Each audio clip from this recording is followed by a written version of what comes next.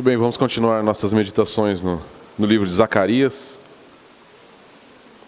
Zacarias capítulo 9. A gente vai ler do verso 1 até o verso 8. Vamos ler? A palavra do Senhor contra a terra de Hadraque, que atinge Damasco, pois as cidades de Arã e todas as tribos de Israel pertencem ao Senhor. E também Amate, que faz fronteira com Damasco, e Tiro e Sidom, ainda que sejam muito sábias. Tiro edificou fortalezas para si, e acumulou prata como pó, e ouro como a lama das ruas. O Senhor a despojará e lançará sua força no mar, e ela será consumida pelo fogo. Asqueron verá e temerá. Também Gaza terá grande dor, igualmente Ecrom, porque a sua esperança se frustrará. E o rei de Gaza perecerá, e Asquelon não será habitada. Um povo misturado habitará em Asdod, e exterminarei a arrogância dos filisteus. Tirarei o sangue de sua boca, e o alimento abominável de entre seus dentes. E ele também ficará como um remanescente para o nosso Deus, e será como um chefe em Judá, e Ecrom como um jebuseu. Acamparei contra o exército ao redor da minha casa. Verso 8. Acamparei contra o exército ao redor da minha casa, para que ninguém passe, nem retorne. O opressor não passará mais sobre eles, pois agora vi com os meus olhos. Vamos orar? Senhor nosso Pai querido, nós agora meditaremos na Tua Palavra e nós precisamos do Teu Santo Espírito. Que Teu Santo Espírito possa iluminar a nossa mente, o nosso coração, para receber a Tua Palavra, para sermos edificados, transformados, renovados. Senhor, que o Teu Santo Espírito possa trazer o esclarecimento da Tua Palavra, possa trazer a revelação daquilo que o Senhor quer falar com a gente nessa manhã. Nós pedimos no nome santo de Jesus. Amém. Muito bem. Quem aqui já subiu num arranha-céu? Já subiram num prédio muito alto? E quando você olha lá de cima, qual é a perspectiva que você tem? Completamente diferente. E às vezes a gente está... É muito... Quem já andou de avião também, né, já tem... Que aí vai muito mais alto do que um arranha-céu. Você olha lá, tudo muito pequenininho. E aí, às vezes, você vê aqueles bairros... Quando você... Se você desce, você nem reconhece mais. Não parece o mesmo lugar. Não é verdade? Lendo as profecias do Antigo Testamento, às vezes a gente tem essa mesma sensação. Porque... Como que funciona? É como se Deus realmente pegasse o profeta e levasse ele a uma distância muito grande, mostrando um panorama. E a gente vai com ele nisso. Quando a gente lê os textos proféticos, a gente tem essa mesma sensação. E aí quando a gente chega perto da realidade, e o próprio profeta, vamos pensar que a gente está estudando Zacarias, e Deus deu tantas visões, trouxe tantas palavras para ele, como a gente tem visto agora. Agora a gente está entrando nessa segunda parte do livro de Zacarias, onde tem esses oráculos do Senhor. E aí ele fala coisas para Zacarias, e aí Zacarias, quando volta a si, não podemos dizer dessa maneira, e ele olha em volta, parece diferente daquela perspectiva que Deus mostrou para ele. Mas a grande questão é que a gente tem que entender que o Senhor, Ele vê muito além da nossa perspectiva. E Ele realmente, pela Sua palavra, Ele quer trazer o que para a gente? Uma perspectiva maior. Ele quer mostrar para a gente algo muito mais amplo, para que a gente possa confiar nele, para que a gente entenda que Ele é Senhor sobre todas as coisas. E isso que aconteceu aqui com o profeta Zacarias, e a gente vai ver agora nessa segunda parte do livro de Zacarias, como isso vai acontecer muito bem. Tá? Essa segunda parte, e eu estou falando segunda parte porque realmente o livro tem uma divisão. Tá? A partir daqui é bem diferente daquelas... A gente viu que tinha as visões noturnas, alguns sermões. Agora serão oráculos do Senhor mesmo até o final do livro de Zacarias, até o capítulo 14. Então, nesses últimos capítulos aqui, a gente vai ver muita coisa falando sobre acontecimentos futuros e principalmente sobre a vinda do Messias, que a gente já viu desde o início, que é um tema constante aqui no livro de Zacarias. Mas essa parte aqui de Zacarias 9, principalmente esses versos que a gente leu, ela é chamada de a sentença do Senhor.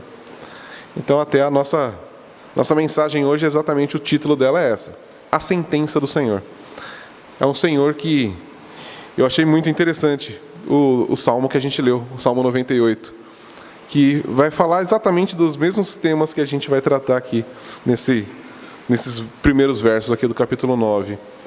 É o mesmo tipo de mensagem que o Salmo 98 traz, é o que também traz aqui em Zacarias, capítulo 9. Diante disso aqui, antes da gente entrar mesmo no texto, é importante a gente entender alguma coisa que, não sei se você já ouviu, talvez alguém um dia fale com você, se você chegar e falar, estamos estudando Zacarias na igreja, e alguém fala, Zacarias tem um problema de autoria. Talvez sim, talvez não, mas já é importante talvez a gente falar um pouquinho disso. Porque os estudiosos, isso que é o pior, os estudiosos das Escrituras, eles acreditam que a partir do capítulo 9, não foi mais Zacarias que escreveu, foi um outro autor. E tem alguns motivos para isso. O primeiro é que em Mateus 27, quando Jesus está falando ali, ele cita o Antigo Testamento, e ele fala, como disse Jeremias, e aí está um texto que fala de Zacarias. Aí você está vendo? A própria Bíblia se confundiu. Jesus se confundiu na hora de citar o texto. A questão não é essa. É que a questão é que a citação de Jesus, ela mistura Jeremias com Zacarias. E, como é muito comum, que acontece em outros lugares das Escrituras, quando se cita dois profetas, cita o nome do profeta que tem maiores escritos. Jeremias era um profeta chamado profeta maior, enquanto Zacarias, profeta menor. Não por importância, mas pelo conteúdo escrito. É só você ver quantos capítulos tem Zacarias, quantos capítulos tem Jeremias.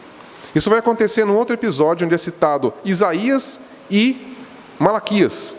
E aí, quando termina a citação, fala que é de Isaías. Só que Malaquias também está sendo citado, mas Malaquias é um profeta menor. Então, a gente resolve o problema. Jesus não errou, a Bíblia não errou.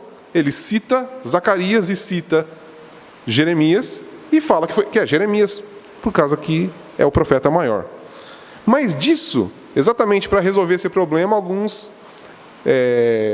estudiosos das Escrituras falaram que realmente era outro autor. Inclusive, eles acabam dividindo essa segunda parte também e falam que existe até um terceiro autor. E o problema que eles falam é uma diferença de estilo, que tem até o capítulo 8 e a partir do capítulo 9. Mas a diferença de estilo também é explicada. Por quê? Isso, entre o capítulo 8 e o capítulo 9, tem uma distância de alguns anos. E é só a gente pensar na gente mesmo. Você escreve um negócio, passa alguns anos, você vai escrever de novo, você escreve igual? Não, a gente muda. E Zacarias era um homem, como a gente. E ele mudou a sua forma de escrever. Só que se você lê o começo de Zacarias e ler o final, você vai perceber que tem muitas nuances que são iguais da própria escrita. Então, a gente também derruba essa questão do estilo de escrita. Agora, a terceira, que é a pior de todas, e é importante entender aqui, é por causa da exatidão das profecias. Você acredita nisso? Você fala, não, a profecia de Zacarias está tão perfeita que não pode ser de verdade. Alguém escreveu depois. Porque principalmente esses versos que a gente leu aqui, eles são tão exatos do que aconteceu 150 anos depois do que foi escrito, que as pessoas falam, não, foi escrito depois que aconteceu, alguém foi lá e escreveu e falou que foi Zacarias que profetizou. Mas nós temos que crer que o nosso Deus é um Deus que sabe todas as coisas. E se ele falou para Zacarias, e Zacarias escreveu, isso é real. Então a gente descarta também essa ideia, porque nós cremos num Deus onisciente. Não cremos num Deus que não sabe o que vai acontecer, mas exatamente um Deus que é totalmente soberano sobre todas as coisas. Amém? Mas agora vamos então entrar aqui nos versos de 1 a 8 propriamente ditos. Aqui a gente viu, lendo, parece até um texto meio complicado da gente entender, mas deixa muito claro aqui, os versos que a gente leu, que é uma profecia contra algumas nações, algumas cidades. Deus dando uma sentença contra essas cidades. E quem são essas cidades? A gente vê desde lá do capítulo 1 de Zacarias, quando a gente começou a estudar, que existem os opressores de Israel. E que Deus disse que ele ia cuidar de tudo. A gente lembra lá no capítulo 1, na primeira visão noturna de Zacarias, quando os cavaleiros voltam e falam, não, está tudo em paz. Lembra disso? Mas aí na última visão, lá na 8ª visão, o que acontece? Os cavaleiros falam, agora a gente vai varrer o negócio. Então Deus mostrando que ele ia eliminar os opressores de Israel. Falou, vocês foram oprimidos, mas eu vou cuidar. A gente viu isso lá quando a gente estudou a 8ª visão noturna. E exatamente agora Deus está trazendo, não só de uma forma, como dizendo, eu vou fazer, mas Ele está mostrando como Ele vai fazer. Tá? E a gente percebe aqui que Deus começa, Ele começa falando dessa terra de Hadraque, e Ele vai indo para as outras terras, terra de Amate, as cidades de Damasco, Tiro, Sidom. Você percebe que tem uma sequência de acontecimentos que vão tendo, uma sequência de cidades. E essa sequência ela não é aleatória. Se a gente pegar um mapinha, a gente vai ver que isso vai descendo, uma cidade após a outra, toda pela costa oeste ali dessa região aqui. É importante entender essa terra de Hadraque. Também muito se discute sobre o que seria essa terra de Hadraque. Ninguém sabe onde é. E aí, o que a gente chega à conclusão é que Hadraque, na verdade, é um jogo de palavras, que mistura duas palavras do hebraico, que é Ashed e Ahak, que significa mole e duro. E isso tem muito a ver com o Império Medo-Persa, que é o que estava ali dominando Israel naquele período. Era quem estava dominando tudo. Porque se a gente lembrar de toda a história ali, só fazendo um panorama, foi Nabucodonosor que conquistou Jerusalém, e ele era babilônio. Mas aí os Medo-Persas conquistaram a Babilônia. Então agora nós temos o rei Dário, que é o imperador do Império Medo-Persa. Então esse Império Persa é o que agora está dominando tudo. E eles são os opressores de Israel. E se a gente pensar no poderio, nesse termo mole e duro, é duro por quê? Poder do exército, poder econômico, é duro. Mas eles eram frouxos na sua moralidade. Então é um jogo de palavra que era muito comum de se usar nessa época e que a Bíblia usa várias vezes para determinar um povo, uma nação, sem dizer o próprio nome dela. Mas a gente entende isso dentro de todo o contexto. Amém? Mas esse caminho que foi descrito aqui nesses versos, eles são exatamente o trajeto feito por um conquistador chamado Alexandre o Grande. Todos acho que já ouviram falar, talvez até assistiram filmes sobre ele. Alexandre o Grande ele foi um macedônio que era um jovem que decidiu que iria conquistar todo aquele terreno. E ele sai na sua expedição. E se a gente olhar a história, a gente vai perceber que ele começa exatamente ali de Damasco e vem fazendo esse trajeto que Zacarias 9 diz para a gente. Exatamente. E é por isso que falam que não pode ser verdade que Zacarias profetizou isso. Foi depois. Porque a forma como está escrito aqui descreve exatamente o que Alexandre o Grande fez. Tá? Só que nós temos que crer que Deus estava no controle de todas as coisas. Não é porque Alexandre o Grande fez isso com exatidão do que está escrito aqui que a gente vai duvidar da palavra de Deus. Muito pelo contrário. É agora que a gente vai crer mesmo nele. Amém? Isso aconteceu no ano 333 a.C. Tá? E essa parte aqui do verso 3, quando ele vai falar de Tiro, no verso 3, Tiro edificou fortalezas para si e acumulou prata como pó e ouro como a lama das ruas. O Senhor a despojará e lançará sua força no mar, e ela será consumida pelo fogo. Foi exatamente como Alexandre conquistou Tiro. Só para a gente entender, Tiro era uma cidade que ficava numa ilha, então ficava no mar, ela tinha muros muito altos, ninguém conseguia penetrar Tiro. Nabucodonosor mesmo, para conquistar Tiro, quando o Império Babilônio conquistou toda aquela região, ele demorou 12 anos para conseguir conquistar Tiro. Você consegue imaginar isso? Nabucodonosor, com seu Império Babilônico, que era muito forte, demorou 12 anos para conseguir invadir Tiro. Alexandre o Grande fez em 2 meses. Por quê? Porque ele tinha uma estratégia que a cidade ficava 7 meses, errei o período. Ele teve uma estratégia como ficava no mar, em vez dele ir com barquinhos, como todo mundo pensaria em fazer, ele foi pegando entulho e foi criando uma ponte, até chegar em Tiro. Quando chegou lá, todo o exército foi por terra e invadiu Tiro. E como? Botou fogo na cidade. E quando fala aqui no verso 3 que Tiro edificou fortaleza e acumulou prata como pó e ouro como a lama, isso não é um exagero.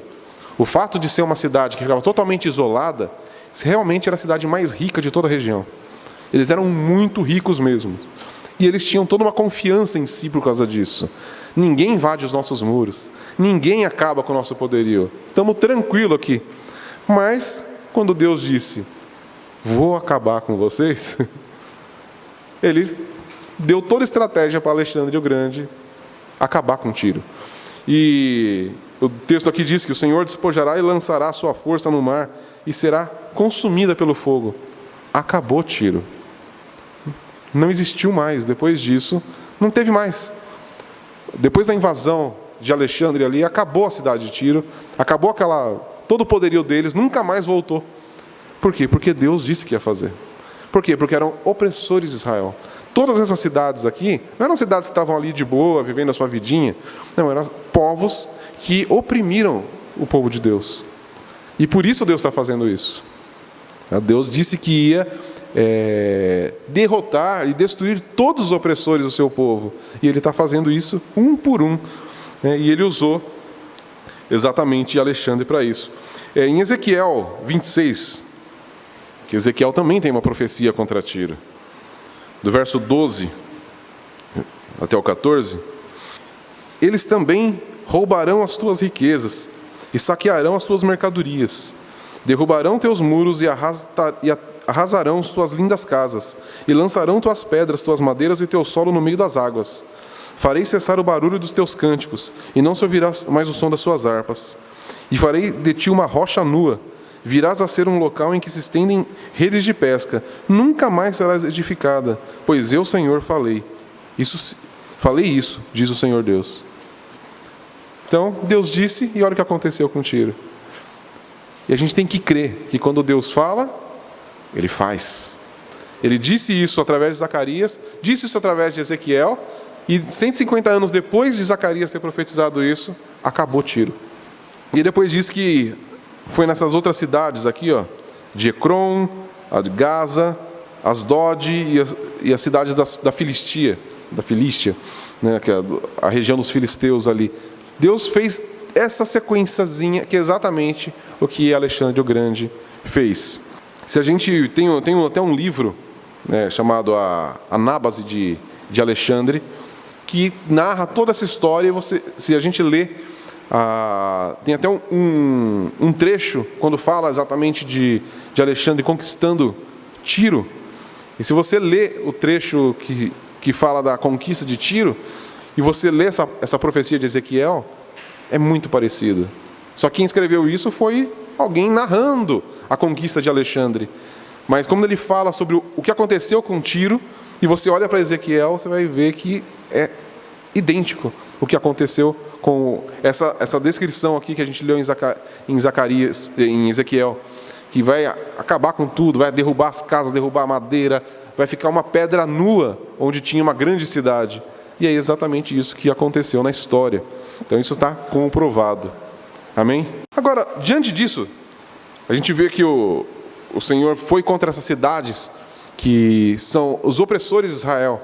Mas, além disso, a gente vê aqui também a salvação do Senhor.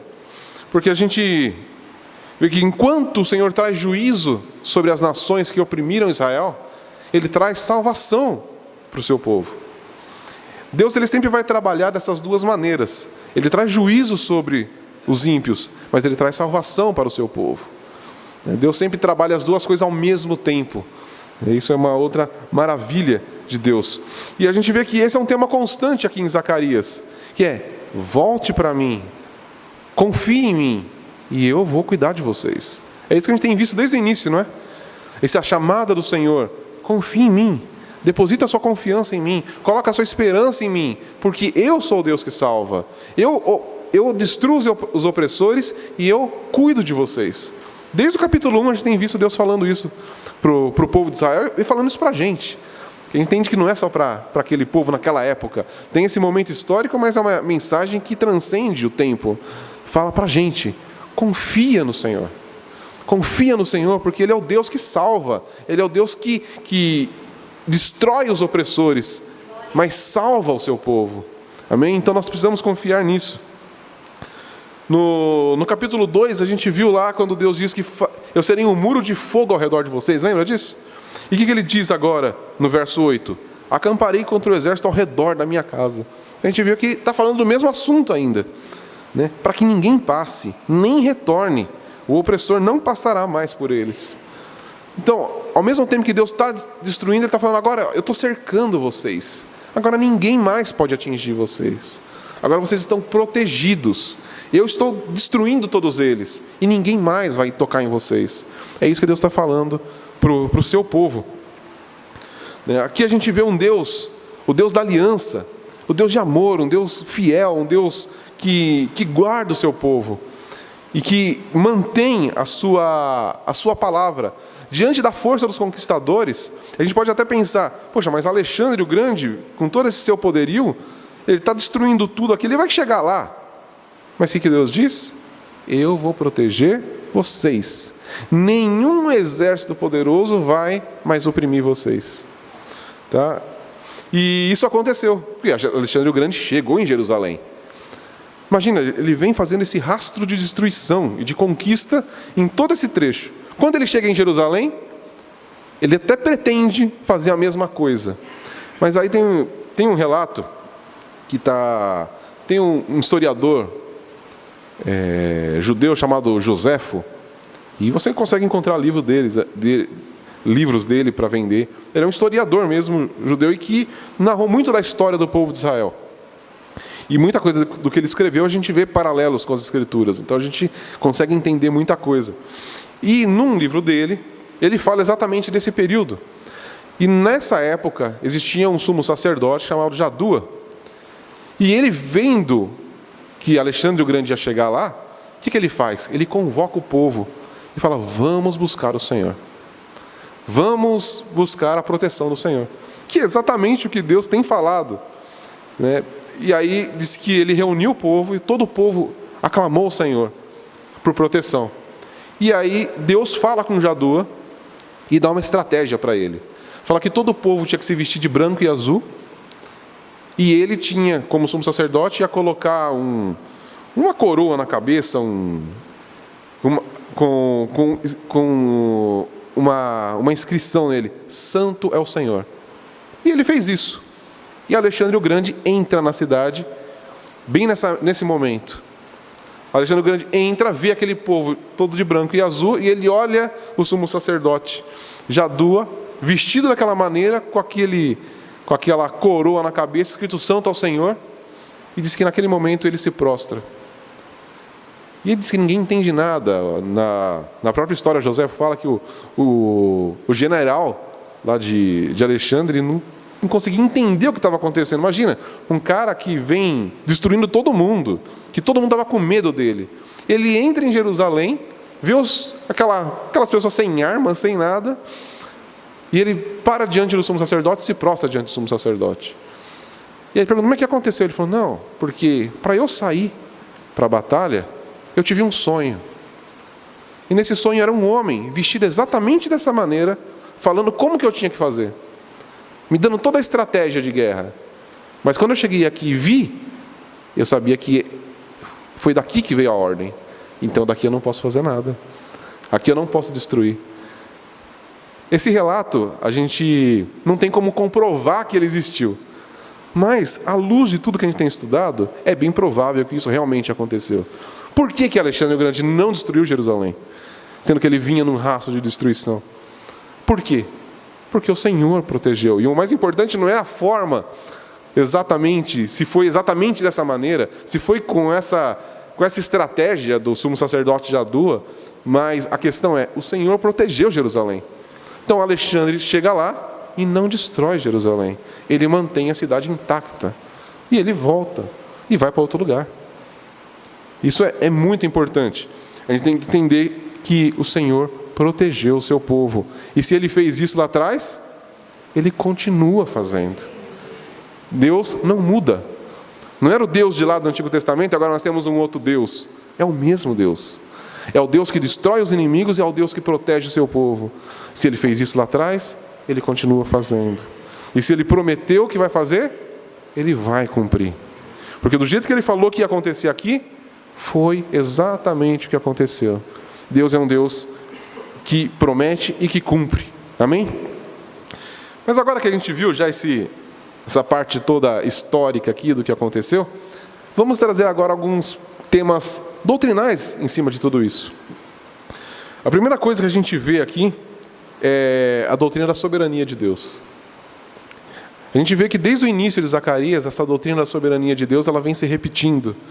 Porque é como se Deus quisesse falar para o seu povo, que veio desse momento de 70 anos de cativeiro, mostrando: eu estou no controle de tudo, nada foge do meu controle, nada acontece por acaso. Eu não estava ali e aconteceu sem eu perceber. É isso que Deus vem falando aqui para o povo dele, e ele tem falado para nós. Eu sou soberano sobre todas as coisas. Nada acontece sem que eu saiba, sem que eu permita, sem que eu esteja ali atuando.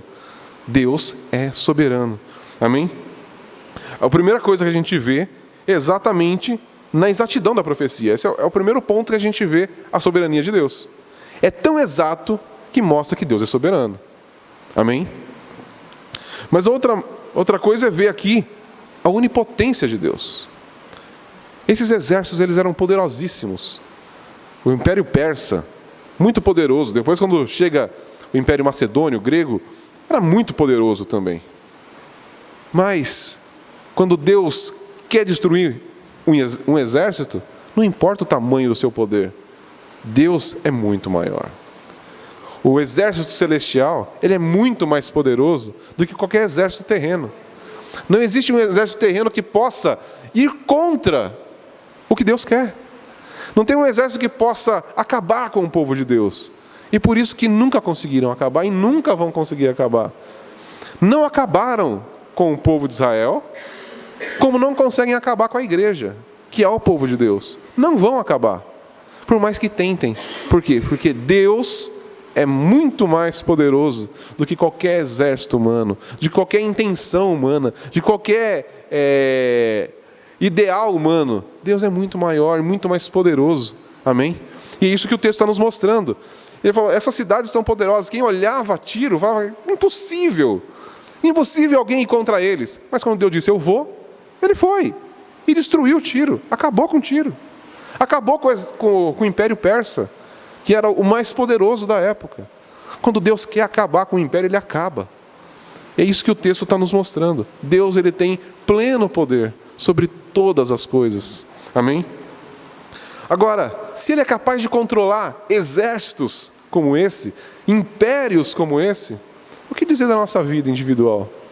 Será que Deus, então, não tem esse poder para controlar as coisas da nossa vida aqui tão simples? Se ele controla impérios, se ele destrói impérios, se ele muda o rumo da história, o que é a nossa vida individual para Deus não ter capacidade de cuidar? Ou de interferir, ou de mudar a situação? É ou não é? Se ele mudou o rumo da história, como está nos livros de história para a gente ler aí, por que ele não pode mudar a nossa vida? Ele pode, porque ele é todo-poderoso. Amém? Agora, é interessante também olhar aqui que, eu falei dos livros de história, e se você pegar os livros de história, vai falar que quem fez tudo isso? Alexandre o Grande. Foi ele que conquistou tudo. Tudo bem, foi. Mas por quê? Porque Deus quis. Na verdade, quem é que estava regendo toda a história? Deus. Quem conquistou? Alexandre. Quem teve o ímpeto de sair e ser um grande conquistador? Alexandre. Deus não descarta as causas secundárias. A causa secundária foi Alexandre e a sua vontade de ser um grande conquistador, de ter seu nome escrito na história. Mas quem na verdade regeu tudo isso? Foi Deus. E a gente tem que ter essa certeza. Tudo que acontece na história, a gente tem visto isso no livro de Zacarias. Tudo que acontece na história, existem agentes secundários. Mas Deus é que rege toda a história. Deus em momento algum está ausente das coisas. Deixando, vamos ver no que dá. Deus não é assim. Deus ele tem pleno controle da criação. Nada foge do controle do Senhor. Existe uma ideia que é a ideia deísta. Não sei se vocês já ouviram falar sobre ela. Mas só que é a ideia deísta. Deus criou todas as coisas e deixou aí. E agora Deus não tem mais controle nenhum. Eles comparam isso ao Deus a um relojoeiro. O relojoeiro, o que ele faz? Ele constrói o relógio. E aí, alguém está com o relógio no braço? Tem um relojoeiro do seu lado aí, controlando o relógio? Não. Agora é o relógio que vive por si só. E eles acreditam que Deus fez a mesma coisa. Construiu o mundo e agora deixa aí, vamos ver, né? Então o mecanismo está aí, só estou olhando. Né? Para torcendo para dar certo. Não, nosso Deus não é assim. Nosso Deus é aquele que construiu e continua cuidando de cada detalhe da sua criação. Nada que acontece no universo acontece por acontecer, sem que Deus esteja ali, tenha um propósito em todas as coisas. Porque Deus usa tudo e todos para cumprir o seu propósito. Amém? E quando a gente tem visto aqui, qual era o propósito? O seu povo. Isso é o mais maravilhoso de tudo. Claro, a gente entende pelas Escrituras que tudo é para a glória dele. Ele faz tudo pelo seu próprio nome. O Senhor glorifica o seu próprio nome em todas as coisas. Mas ao cuidar do seu povo, o que ele está fazendo? Glorificando o seu próprio nome, porque ele deu o seu nome para o seu povo. E quando ele cuida do seu povo, o que ele está fazendo? Honrando o seu próprio nome, manifestando a sua glória. O que a gente leu lá no Salmo 98? Manifestou a sua justiça diante dos povos. O que Deus está fazendo aqui? Manifestando a sua justiça diante de todos os povos. Nós que estamos aqui do outro lado do mundo, nós lemos isso no livro de história. E agora nós podemos entender que isso não foi um acontecimento histórico isolado. Era Deus manifestando a sua glória, manifestando a sua justiça diante de todas as nações. Não só daquela época, mas para as posteriores. Amém? Outra coisa que a gente vê é que a soberania de Deus, ela não é hipotética. Não é que Deus tem potencial de fazer as coisas. Ele faz. Não é que Deus só pode fazer. Porque existe essa diferença também, não tem? Poder fazer e fazer. Então a gente fala, não, Deus ele até tem poder, mas ele não faz. Não, ele faz. É isso que o texto mostra. Deus não tinha só o poder para destruir essas nações. Ele destruiu. Deus não tinha só o poder de proteger o seu povo. Ele protegeu. Então, o poder e a força do nosso Deus, ela não é só potencial, ela é real, ela é executada dia após dia. Deus não tem só, a gente não pode olhar para Deus e falar, não, Deus pode só fazer todas as coisas. A questão é que, além dele poder, ele faz. Em momento algum, Deus está lá de boa, de braço cruzado, esperando alguma coisa acontecer. Ele falou, não, até poderia fazer, mas não vou. Não, Deus sempre faz. Ele sempre cumpre com a sua vontade. Né? A gente não pode confundir a nossa vontade com a dele, isso é uma coisa importante. Né? Mas a vontade dele, ele cumpre. E ninguém pode ir contra. Amém? Então, e no verso 8 ainda tem uma frase muito interessante. Olha como ele conclui aí, né? Pois agora vi com os meus olhos. Você pensa, mas agora que Deus viu? Não, a própria palavra diz que Deus não dorme.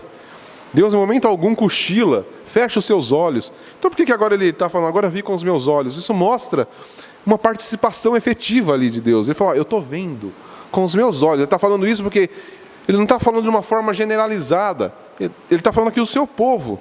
Eu vou estar ao redor de vocês, porque eu vi com os meus olhos. Meus olhos estão atentos aqui. É isso que ele está falando para a gente. Que Deus, que Ele está atento a cada detalhe da nossa vida. Ele vê com seus próprios olhos, como aquele que está ali, de olho. Como a gente fica de olho numa criança quando está ali, não é?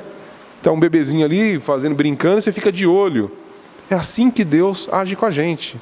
Não é que Ele só tem a capacidade de ver e de saber, mas Ele cuida efetivamente, pessoalmente do seu povo. Da mesma maneira que a gente pode pensar numa mãe cuidando do seu bebezinho, é assim que Deus cuida do seu povo.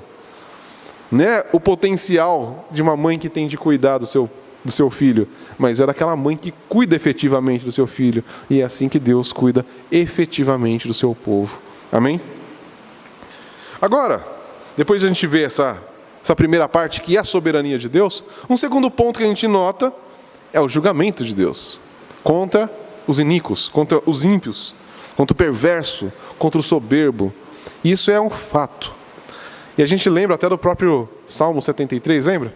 Quando o salmista está ali desolado, porque ele está vendo os ímpios prosperarem, e eu fiquei assim até que eu vi o fim deles. Porque todo ímpio, todo perverso, todo soberbo vai ser julgado pelo Senhor.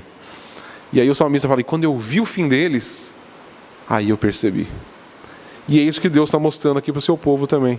Vocês estão aí, vocês estão voltando agora para Jerusalém, estão reconstruindo a cidade, reconstruindo o templo, reconstruindo os muros. Parece tudo tão difícil. Tem um império persa aí que domina vocês, que vocês morrem de medo deles. Mas é o seguinte, eu vou derrubar. Eu vou julgar os perversos. Eu vou julgar os opressores. E disso você pode ficar tranquilo. O que Deus está mostrando? O fim deles. Da mesma forma que ele mostrou para o salmista, ele está mostrando para esse povo aqui através de Zacarias. Olha o fim deles. Não precisa se preocupar com eles. Eu cuido de vocês. O fim deles já está escrito. E eles não têm como fugir disso. Eles não têm como correr do julgamento que eu trarei sobre eles por causa da sua perversidade, por causa da sua soberba e da sua iniquidade. O exemplo de Tiro aqui, então, eu acho que a gente pode perceber muito bem. Porque de todas as cidades descritas aqui, Tiro é que mais o texto gasta tempo em falar, e que seria a cidade mais exemplar para a gente aqui do julgamento de Deus sobre um povo soberbo. E a gente tem que entender, como a gente já falou sobre Tiro, Tiro colocava toda a sua esperança no seu poderio, na sua força militar, no seu poder econômico, nos seus muros, na sua localização. Mas ninguém pode nos atingir. E o paralelo disso a gente vê hoje, de uma maneira bem diferente, mas a gente vê tanto em nações, a gente tem nações que colocam toda a sua expectativa, a sua esperança onde? No seu poderio militar, nas armas nucleares, no seu poder econômico. E a gente vê isso nesse âmbito macro, que seria de nações, como a gente vê isso no âmbito individual. Quantas pessoas não têm a sua... Não, porque eu estou garantido. Porque eu tenho poder econômico. Porque eu tenho não sei o quê. Ninguém pode me atingir. E a gente olha muitas vezes para situações à nossa volta e a gente fala, como? Parece que esses caras são inatingíveis. Ninguém consegue derrubar eles. São perversos. São pessoas que fazem mal para a sociedade, fazem mal para as nações, oprimem outros povos. A gente tem visto tantas coisas acontecendo no mundo hoje, né? Lá no Oriente Médio, mesmo na América Latina aqui, a gente vê povos sendo oprimidos e a gente fala, e esses caras estão... Parece que nada pode atingir eles. A questão é que nessa época Tiro também achava isso. E todos olhavam para a cidade de Tiro e pensavam exatamente a mesma coisa. Mas quando Deus se levantar, ninguém pode segurar. O homem mais forte que tiver nesse mundo, o líder de Estado mais poderoso que tiver nessa terra, cai, porque o Senhor derruba. E Ele diz que vai fazer isso. Quando o Senhor Jesus Cristo voltar, não vai ficar um que se sente poderoso em pé. Todos vão cair. Porque o Senhor vai dominar sobre todas as coisas ali, e mais ninguém vai poder se levantar. O texto diz que todo joelho vai confessar que Jesus é o Senhor. E se a gente lembrar, a gente pode pensar ali em Apocalipse 18, quando na profecia ali traz, caiu a Babilônia. E a Babilônia, a gente fala, mas a Babilônia já caiu faz tempo. Quando a gente está estudando Zacarias, a Babilônia já caiu. Mas como a gente já viu, a Babilônia representa todo um sistema de rebeldia contra Deus. E é o que ainda hoje, então hoje nós temos no mundo o povo de Deus e a grande Babilônia. ainda atuando. Nós temos o povo de Deus e a grande Babilônia, que são aqueles que são contra Deus, são os rebeldes contra Deus, são os perversos, são os soberbos, aqueles que acham que não precisam de Deus, que confiam na sua própria força. Mas Deus diz, caiu a Babilônia, vai cair. E a gente tem que confiar nisso. Então a gente tem que ter o mesmo tipo de experiência que teve o salmista. A gente olha às vezes à nossa volta e a gente vê os ímpios prosperando, mas a gente pode ter a certeza, vai cair. Porque o Senhor vai trazer a sua justiça, Ele vai trazer o seu julgamento, Ele vai trazer a sua sentença contra todos os perversos, contra todos aqueles que se rebelaram contra Ele, aqueles que são contra o povo dEle. Deus vai trazer justiça. E a gente pode descansar nisso. Então a nossa luta não é por trazer justiça hoje, por ficar querendo, e a gente já falou tanto sobre isso. O papel da igreja não é político, não é a gente tentar mudar a situação política do nosso país, ou de qualquer outro lugar da terra. A igreja não tem esse papel. Qual que é o nosso papel? Pregar o Evangelho, mostrar quem é o nosso Deus, porque quem executa a justiça é Ele, não somos nós. Qual é o poder que nós temos? Nenhum. Nós somos aquele povo que Ele está cuidando, Ele está cercando. Quem aqui destruiu as cidades? Foi Jerusalém? Não, o povo dele estava ali, se sentindo pequeno, e Deus, não, estou aqui, estou te protegendo, pode deixar que eu vou executar a justiça. E Ele fez isso. Jerusalém aqui não precisou levantar um dedo, levantar uma espada contra nenhum dos seus opressores. Eles só precisavam fazer o quê? Confiar no Senhor.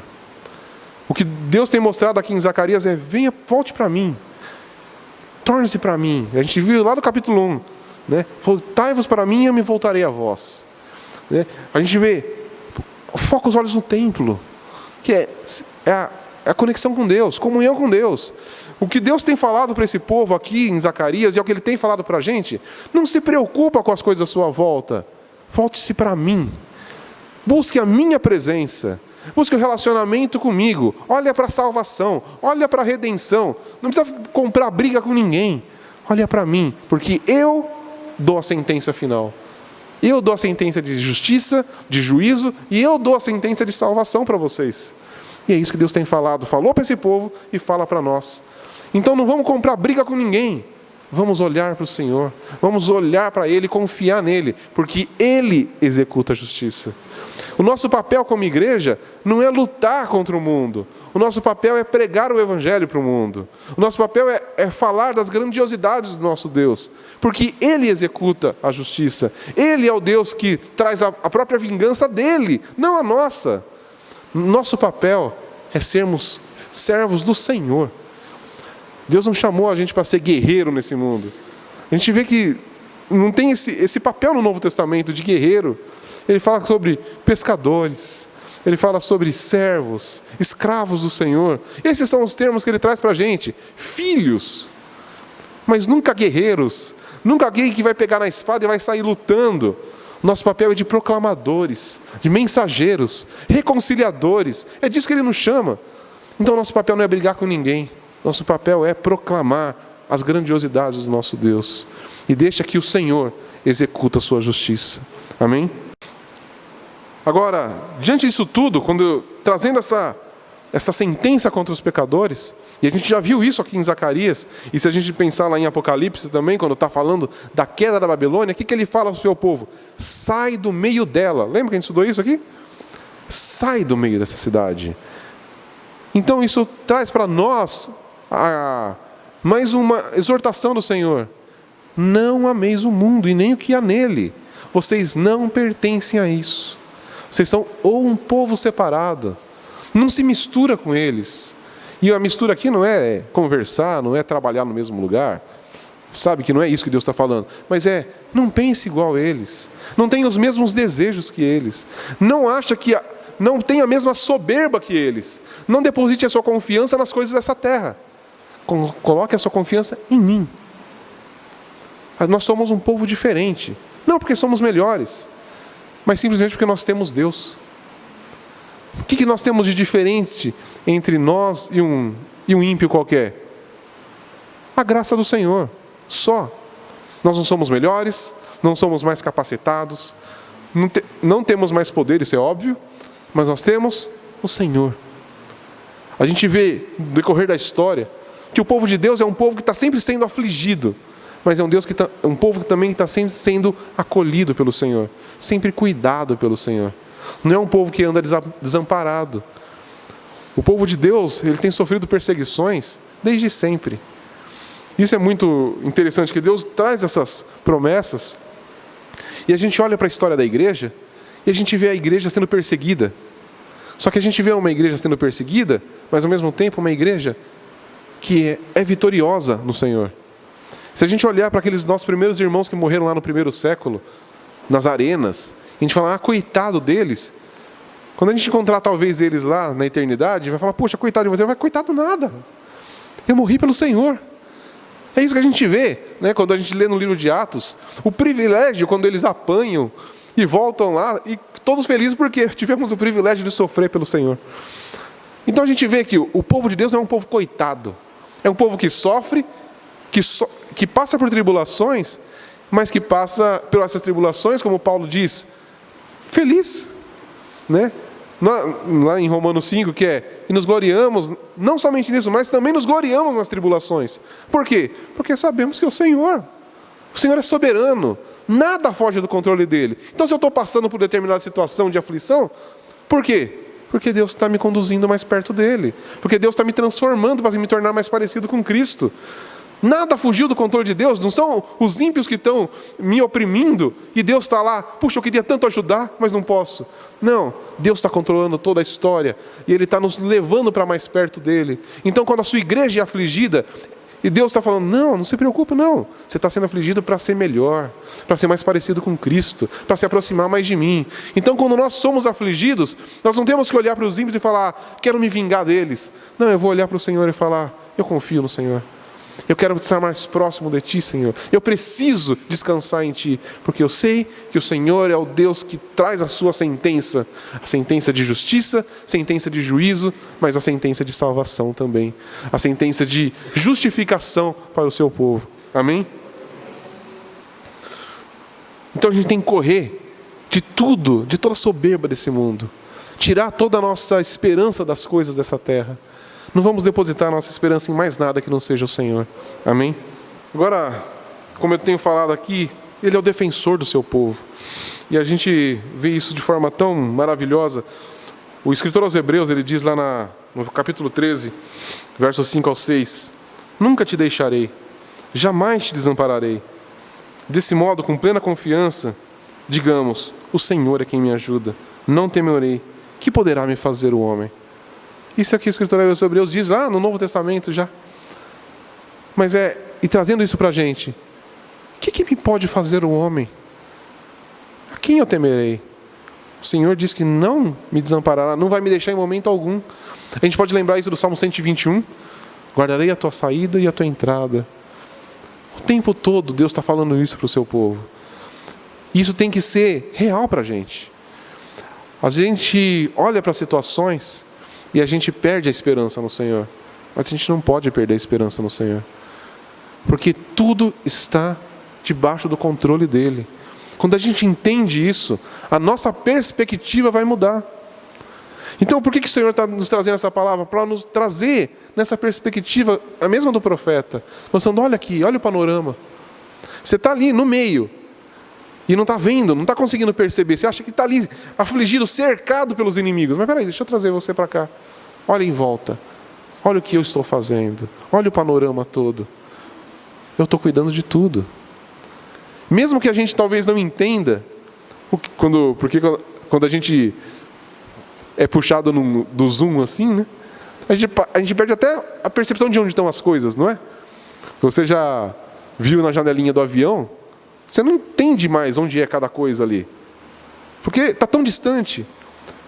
Mas o Senhor não perde a noção de onde estão as coisas. E Ele nos traz essa perspectiva. Aí a gente fala para ele, espera aí, o Senhor está falando isso, mas eu não estou enxergando.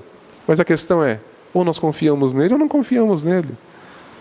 A sua palavra mostra que Ele é fiel. Todos os relatos das Escrituras mostram que Ele cumpriu cada coisa que Ele disse. E se Ele cumpriu cada coisa que Ele disse, por que Ele não vai continuar cumprindo? Se Ele defendeu o seu povo em todas as situações, por que Ele não vai nos defender? A gente vai dizer, mas eu sou tão falho, eu sou tão pecador. Somos. Esse povo aqui era bonitinho? Não é. A gente vê que eram pessoas que Deus está ali trazendo para perto, por quê? Porque eles estavam sempre correndo de Deus. Eles estavam sempre olhando em outra direção.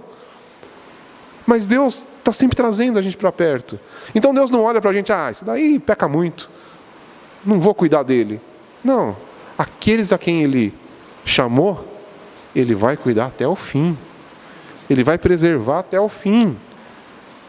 Não importa até mesmo a nossa falta de confiança nele. Ele só está nos falando, confia. Por quê?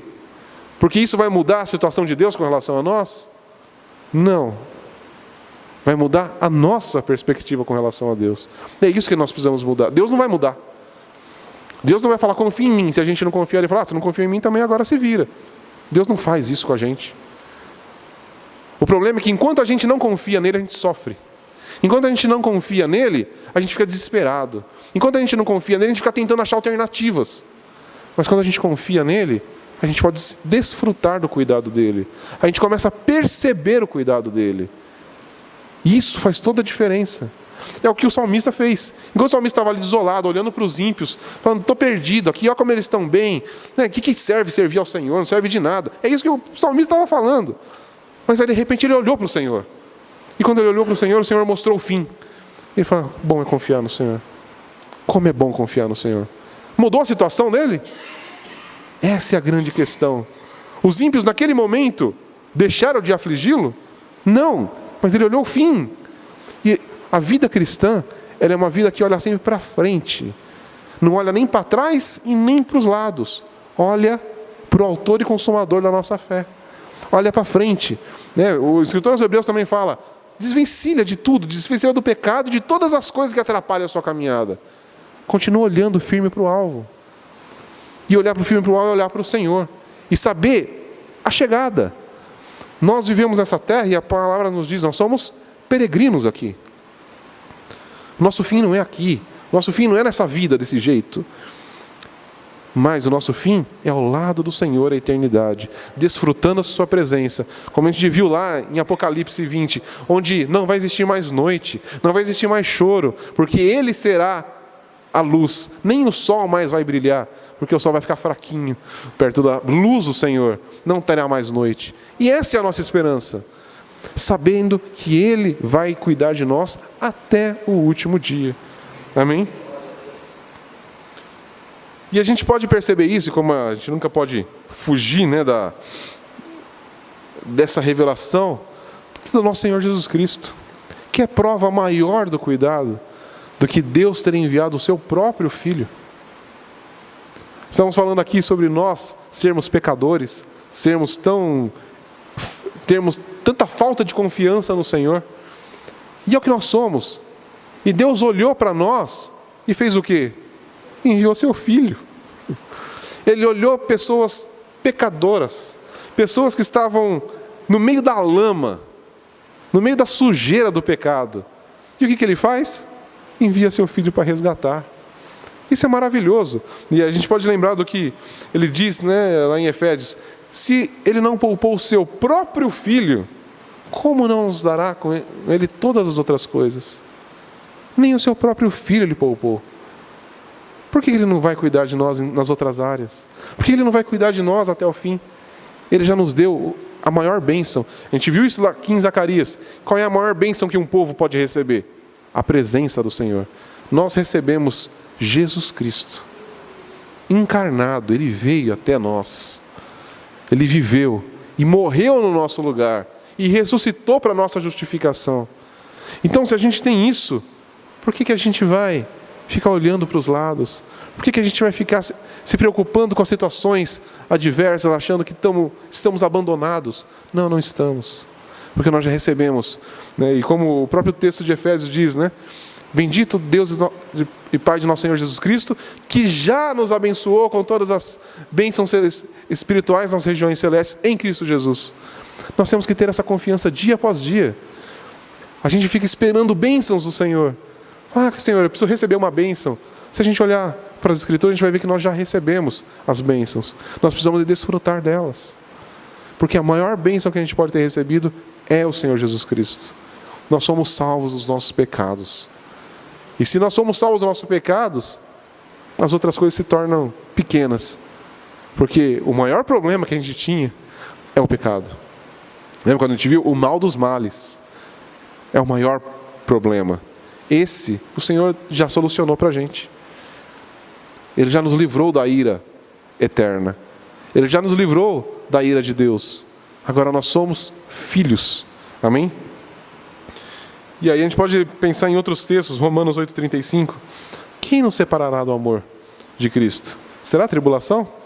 A angústia? A perseguição? A fome? A privação? O perigo? A espada? Não. E é muito interessante esse texto. O que esse texto está dizendo? Que a gente não vai passar tribulação? Nem angústia? Nem perseguição? Nem fome? Nem privação? Nem perigo? É isso que o texto está dizendo? Não. Falando que todas essas coisas podem estar com a gente. Mas nada separa a gente do amor de Cristo. E é isso que a gente precisa entender. Diante dessas situações todas, vivendo todas essas coisas, nós não estamos separados do amor de Cristo. Ele está ao nosso redor, cuidando de nós, como uma mãe cuidando de uma criança. Amém? Então, resumindo aqui, as grandes verdades que a gente estabeleceu diante desse texto, nenhuma cidade, nenhum povo, nenhuma força que se coloque contra Deus vai prevalecer. Isso é fato. Tá? E a gente tem que ter essa confiança. Ninguém que se coloca contra Deus vai prevalecer. Ninguém pode ir contra a vontade de Deus. Isso é fato. Segundo, Deus nos salva. Ele preserva o seu povo diante disso tudo. Tá? São os dois, talvez a espada de dois gumes da justiça de Deus. Ele vai prevalecer sobre os soberbos. Enquanto ele faz isso, ele protege o seu povo. Tá? E a gente tem que descansar nessas duas verdades. E isso tem que guiar o nosso dia a dia. Quando a gente acordar a cada dia, quando a gente passar pelas tribulações que a gente passa, é saber, o Senhor vai prevalecer sobre os soberbos, mas Ele cuida do seu povo. Amém? A sua própria casa vai se permanecer firme até o final. E aí, então a gente pode concluir com duas perguntinhas. Então, onde a gente vai se colocar? Em que lugar? A gente vai se colocar junto com os soberbos, que coloca a sua confiança em si mesmo e nas coisas dessa terra? Ou a gente vai se colocar nas mãos do Senhor? A gente vai ficar tentando achar saídas? Tentando resolver os problemas? Ou a gente vai confiar no Senhor? A quem a gente vai entregar a nossa vida? Na mão de quem? Na mão de algum poder terreno? Ou nas mãos do Senhor? Essa é uma decisão que a gente tem que tomar todos os dias. Isso eu não estou falando nem aqui isso não interfere na nossa salvação, a gente já falou sobre isso. A questão é, como que a gente vai viver dia após dia? Quando a gente acordar, e a gente vai depositar a nossa confiança onde? Na nossa força? No nosso trabalho? Nas pessoas à nossa volta? Ou a gente vai depositar a nossa confiança daquele dia no Senhor? Sabendo que tudo que vai acontecer naquele dia, o Senhor é soberano. Que nada, nenhuma situação que seja, fugiu do controle do Senhor. Percebe a diferença? Quando a gente começar a viver dessa maneira, nós teremos um povo completamente diferente. Não seremos mais o povo que não vai ter problema. Não. Nós seremos aquele povo que vai, como a gente viu na nossa última meditação, que transforma o jejum em festa. Que vai estar no meio da aflição sorrindo. Não porque a gente é masoquista. Não. Mas porque nossos olhos estão além disso. Além do sofrimento. Além das perseguições. Além das tribulações. Os nossos olhos estão naquele que nos salvou. e que vai nos manter firmes até o último dia. Amém? Então essa é a nossa meditação de hoje. E eu queria encerrar com o verso de Provérbios 16, 20. Feliz é o que confia no Senhor. E quando a palavra diz feliz é o que confia no Senhor. Por quê? Porque quando nós confiamos naquele que pode todas as coisas, a gente é feliz. A gente para de lamentar a vida. A gente vai descansar nele. Amém? Então é isso que eu queria dividir com vocês. E que a gente possa realmente, no nosso dia a dia, experimentar essas coisas. Que a gente saia daqui confiante no Senhor. Que a gente saia daqui crendo que não importa o que esteja acontecendo na nossa vida, o Senhor é muito maior do que tudo. Ele pode resolver as nossas questões num estalar de dedos, não abanar de mão, como ele disse no outro texto que a gente estudou, né? Desabana a mão e alguma coisa acontece. Mas a gente também tem que entender, se ele não resolveu o problema agora, por que que é? Porque ele está nos moldando. Porque ele está nos trazendo para perto dele. Aquele povo esperou 70 anos para Deus abanar a mão. Por que que Deus demorou 70 anos para tirar aquele povo do cativeiro? Porque Deus estava moldando aquele povo. Deus não gosta de ver a gente sofrer, mas Ele quer ver a gente mais parecido com Cristo. E se Ele não poupou seu próprio Filho, né, Cristo sofreu todas aquelas aflições no nosso lugar. Então nós, hoje, sofremos as nossas tribulações para nos tornarmos mais parecidos com Cristo. Mas a gente tem a grande certeza, o Senhor está cuidando da gente. E isso que faz toda a diferença na nossa caminhada. É saber que o Senhor está cuidando. Em momento algum o Senhor tira os olhos dele. O Senhor não dormita, o Senhor não cochila.